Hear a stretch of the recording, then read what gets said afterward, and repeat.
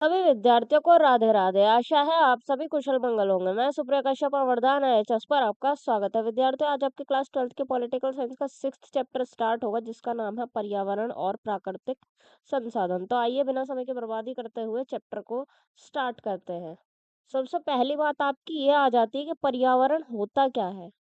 ठीक है, तो देखो, पर्यावरण दो शब्दों से मिलकर के बना है, एक परि और दूसरा आवरण। तो देखो, परि का मतलब तो होता है पृथ्वी, और आवरण का मतलब होता है चारों ओर का घेरा।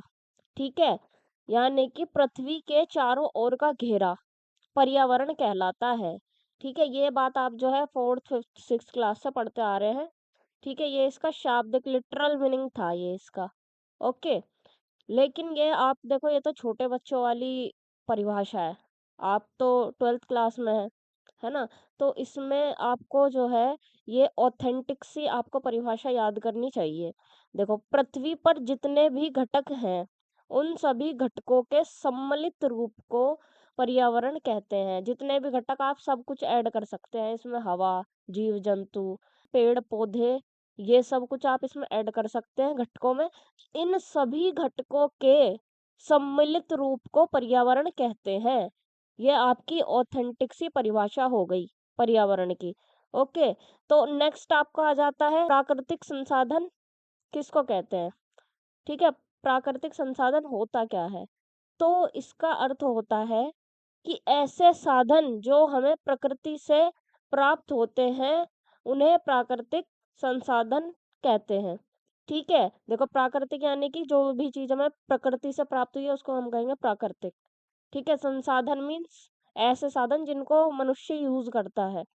तो प्राकृतिक संसाधन मीन्स ऐसे साधन जो हमें प्रकृति से प्राप्त हुए हैं। हवा, पानी इत्यादि ये सभी हमें प्रकृति से प्राप्त हुए हैं, अर्थात ये प्राकृतिक संसाधन है। तो ये आपका जो है पर्यावरण का अर्थ हो गया, और ये आपका प्राकृतिक संसाधन का अर्थ हो गया। 1 नंबर में यदि आपसे प्रश्न पूछ लिया जाता है तो आपको ये आंसर देना है। ओके, नेक्स्ट टॉपिक आपका आ जाता है वैश्विक राजनीति में पर्यावरण की चिंता क्यों।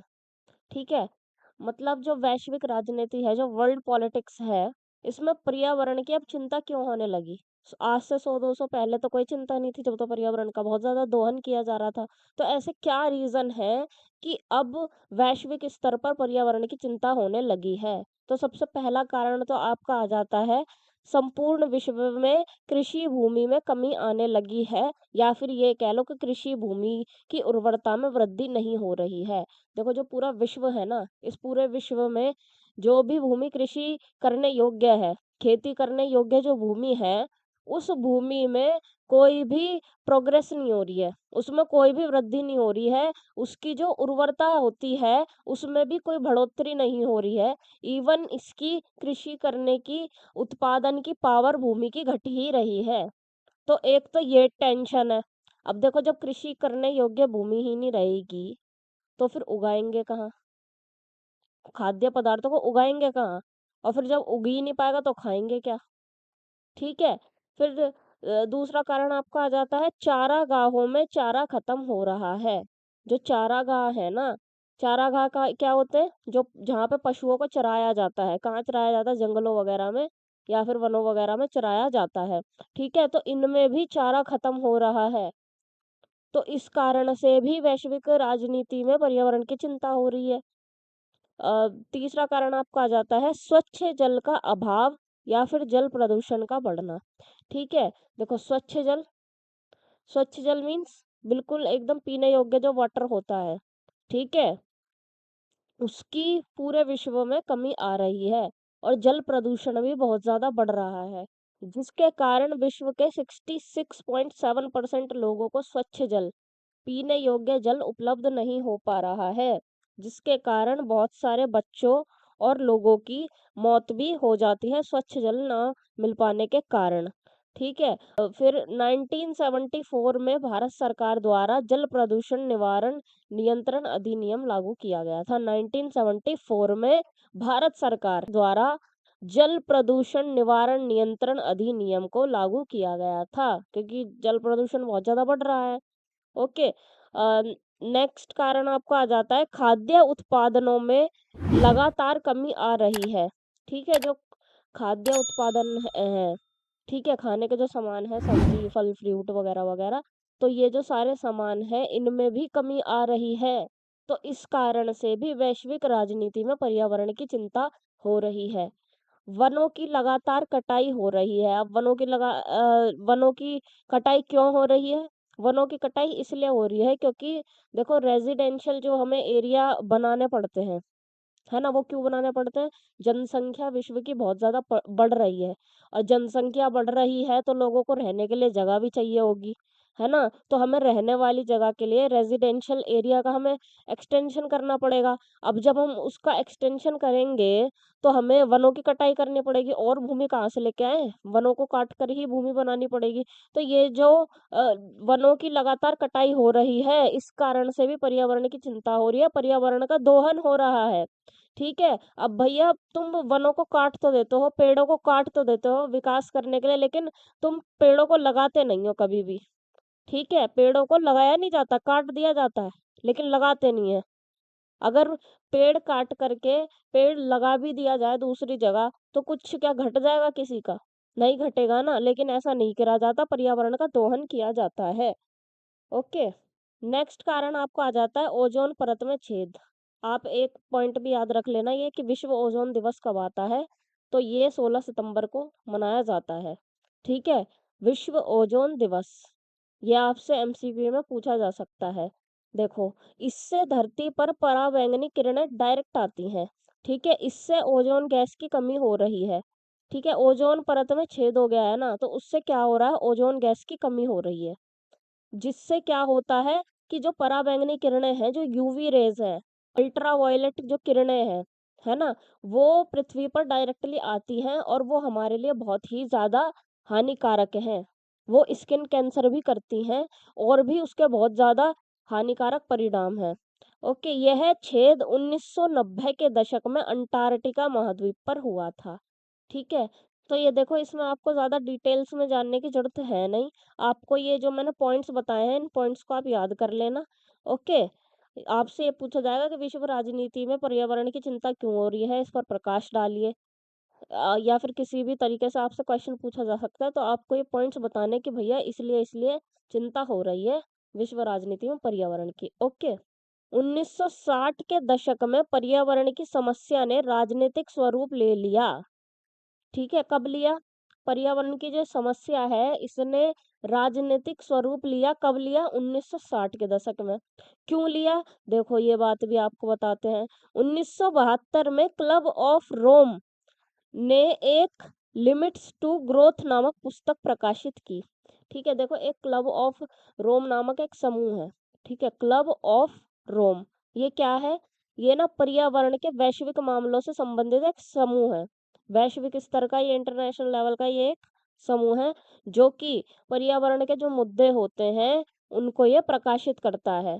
ठीक है, तो लिमिट्स टू ग्रोथ, इसमें क्या लिखा हुआ था? इसमें पर्यावरण व प्राकृतिक संसाधनों के विनाश का उल्लेख किया गया था कि देखो भाई ऐसे-ऐसे पर्यावरण का कितना ज़्यादा नुकसान हो रहा है। प्राकृतिक संसाधनों को वेस्ट किया जा रहा है, उनका दोहन किया जा रहा है, उनका विनाश किया जा रहा है।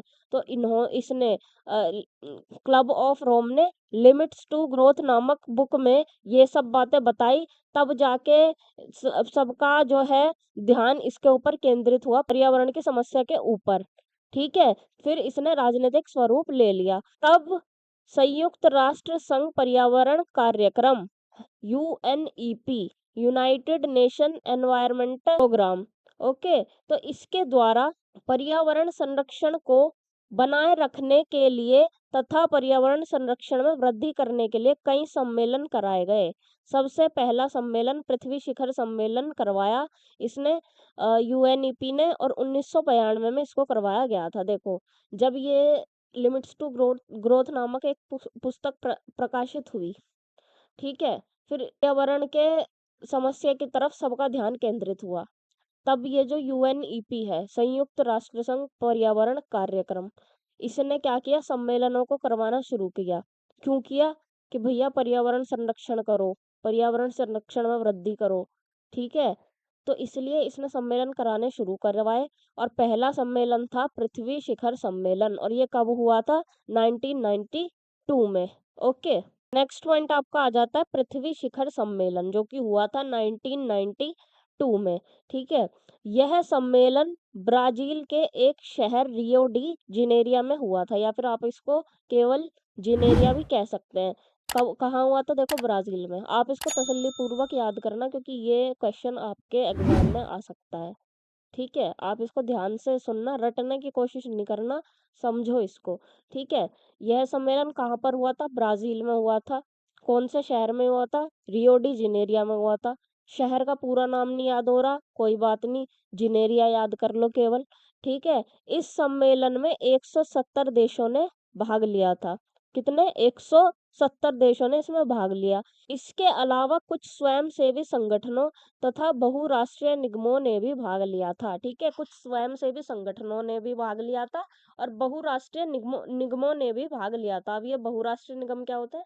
Multinational companies. ओके, उन्होंने भी इसमें भाग लिया था पृथ्वी शिखर सम्मेलन में। इस सम्मेलन को पृथ्वी शिखर सम्मेलन या फिर अर्थ समिट भी कहा जाता है। ठीक है, इसको केवल पृथ्वी सम्मेलन या फिर इंग्लिश में अर्थ समिट भी इसको कहा जाता है।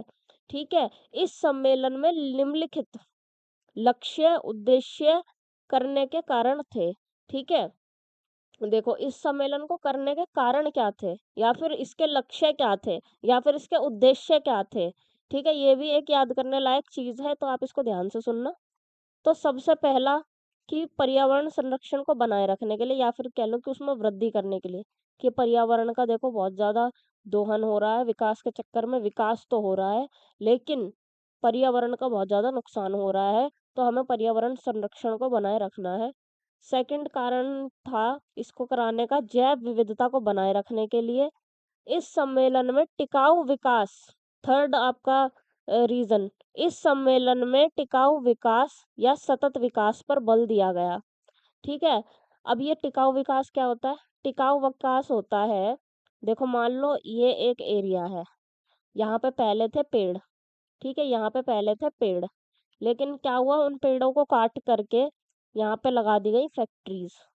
ठीक है, यहाँ पे फैक्ट्री लगा दी, पेड़ काट दिए। ठीक है, तो ये क्या हुआ? पर्यावरण का नुकसान हुआ। पर्यावरण का ये क्या कहलाया? ये पर्यावरण का नुकसान कहलाया। लेकिन यहाँ पर पेड़ काट दिए कोई बात नहीं, लेकिन यहाँ पे इसके चारों ओर पेड़ लगा दिए।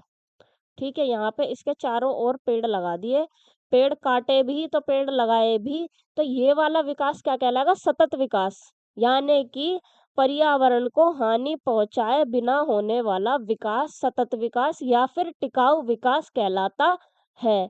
ठीक है, सेकंड फोर्थ कारण आपका क्या था? इसमें एजेंडा 21 पर बल दिया गया। ठीक है, एजेंडा 21 पर इस पर बल दिया गया। पर्यावरण संरक्षण पर्यावरण विकास के लिए जो तौर तरीके अपनाए गए उन्हीं को एजेंडा 21 कहा गया। ठीक है, पर्यावरण संरक्षण के लिए या फिर ये कह लो कि पर्यावरण के विकास के लिए जो तौर तरीके अपनाए गए थे ना, कि इस तरह से हम पर्यावरण संरक्षण करेंगे, इस तरह से हम पर्यावरण का विकास करेंगे, जो प्लानिंग बनाई गई, जो तौर तरीकों को अपनाया गया, तो उसी को ही 21 एजेंडा कहते हैं। इसमें अब 21 एजेंडा क्यों कहते हैं? क्योंकि इसमें ना 21 मुख्य बातों पर ही बल दिया गया था। 21 मुख्य बातों पर इसमें बल दिया गया था, इसलिए इसका नाम पड़ा एजेंडा 21। तो ये पूरा था आपका पृथ्वी शिखर सम्मेलन, इसको आपको कर लेना है, ये आपके एग्जाम में आ सकता है। ओके, तो आज के पार्ट में केवल इतना ही, आगे का हम नेक्स्ट पार्ट में देखेंगे। अगर इसमें आपको कोई भी समझने में प्रॉब्लम आई हो या कोई डाउट रह गया हो तो आप मुझसे अभी कमेंट सेक्शन के माध्यम से पूछ सकते हैं या फिर आप बाद में भी मुझसे कांटेक्ट करके पूछ सकते हैं सोशल मीडिया के माध्यम से। अगर आपको ये वीडियो पसंद आई हो तो इसको लाइक कीजिए, कमेंट सेक्शन में अपना रिव्यू दीजिए, अपने दोस्तों के साथ इसको शेयर कीजिए और वरदान आईएचएस को ज़रूर ज़रूर सब्सक्राइब करें और बेल आइकन को भी याद से प्रेस कर लें ताकि वीडियो का नोटिफिकेशन सबसे पहले आपको मिल सके। आप हमको टेलीग्राम, व्हाट्सएप और इंस्टाग्राम पर भी ज्वाइन कर सकते हैं। इसके नोट्स आपको टेलीग्राम पर प्रोवाइड करवाए जाएंगे पीडीएफ की फॉर्म में। ये हमारा सोशल मीडिया हैंडल है, हालांकि इसका लिंक आपको डिस्क्रिप्शन में भी मिल जाएगा। तो मिलते हैं इस चैप्टर के नेक्स्ट पार्ट में, तब तक के लिए स्वस्थ रहिए, पढ़ते रहिए। जय हिंद, जय भारत, राधे राधे।